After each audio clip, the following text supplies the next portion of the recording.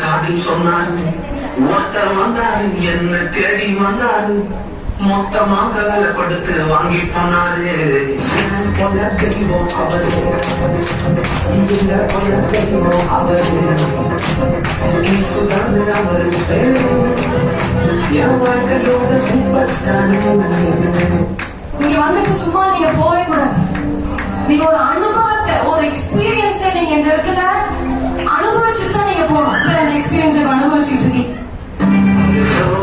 தேவன் பாடல் பிறந்தார் புகழ உண்டா புதுமை உலகில் அவர் பெயர் கேட்டிட இனிமை உன்னதத்தில் மகிமை.